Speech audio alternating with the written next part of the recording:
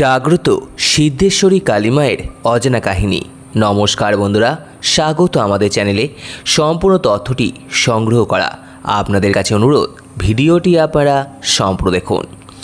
পশ্চিম মেদিনীপুরের ঘাটাল মহকুমার অন্তর্গত অমরপুর গ্রাম অবস্থিত। এই মন্দির ও মায়ের প্রতিষ্ঠা একসময় ডাকাতদের হাত ধরেই শুরু হয়েছিল। মায়ের পুজো সেরে মায়ের কাছে বলি প্রদান করে ডাকাতরা যেত ডাকাতি করতে। সেই যুগে ডাকাতরা মায়ের কাছে নরবলি দিয়েছে এই মন্দিরেই। তার প্রমাণস্বরূপ পাওয়া গিয়েছিল সেই খড়গ, যা দিয়ে নরবলি দেওয়া হতো। তালপাতায় লেখা পুঁথিও আছে, যাতে নরবলির উল্লেখ রয়েছে। মা এই মন্দিরে বিরাজ করেন সপ্তমুণ্ডির বেদির ওপর, এবং সাধকের আসনটি হল পঞ্চমুণ্ডির আসন। মন্দিরটির চারপাশে বেল, বট, অশ্বত্থ, পাকুড়, নিম গাছের জঙ্গল। মন্দিরের পিছনের দিকে রয়েছে শ্মশান। সন্ধেবেলায় মন্দিরে শিয়ালের আনাগোনা প্রচুরভাবে লক্ষ্য করা যায়। ডাকাত দলের পর মায়ের পুজোর ভার সামলাতেন শ্রী শশীভূষণ ভট্টাচার্য জ্যোতিষানন্দ শর্মা।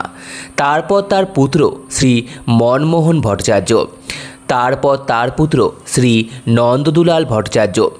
বর্তমানে শ্রী নন্দদুলাল ভট্টাচার্য মহাশয়ের অধিক বয়স হওয়ার জন্য মা ও আসনের দায়িত্ব তুলে নিয়েছেন তার নাতি শ্রী সূর্যকান্ত ভট্টাচার্য। সেই ডাকাতদের নিয়ম অনুসারে এখনও মায়ের পুজো হয়ে আসছে। যেমন পুজো চলাকালীন মশাল জ্বালাতে হবে, বলিদানের সময় ইলেকট্রিক লাইট বন্ধ করে মশাল জ্বালাতে হবে। মা আমাদের কালরূপা, তিনি জগৎ বিলয়, তিনি সৃষ্টি ও স্থিতির ওপর প্রলয় আনেন। তাই শ্মশান তার প্রতীক, যেখানে জগতের অন্ত। আবার কালী মোক্ষদা, তিনি অন্তিমে কৈবল্য প্রদান করেন। সেই জন্যেও শ্মশান, যেখানে সমস্ত জাগতিক মোহ পুড়ে ছাই হয়ে যায়।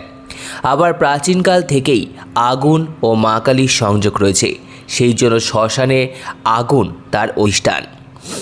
কার্তিক মাসের দীপান্বিতা অমাবস্যায় মায়ের মহাপুজো হয়। অনেক ভক্তদের সমাগম ঘটে সেই সময়।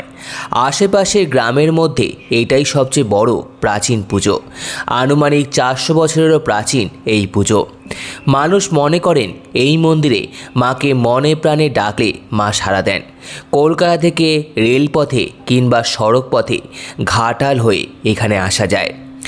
দেবীকে ভোগ হিসাবে ফল ফলাদি, মিষ্টান্ন, নৈবেদ্য নিবেদন করা হয়।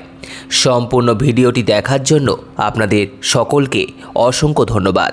ভিডিওটি ভালো লেগে থাকলে লাইক, কমেন্ট, শেয়ার এবং চ্যানেলটিকে অবশ্যই সাবস্ক্রাইব করুন। ধন্যবাদ।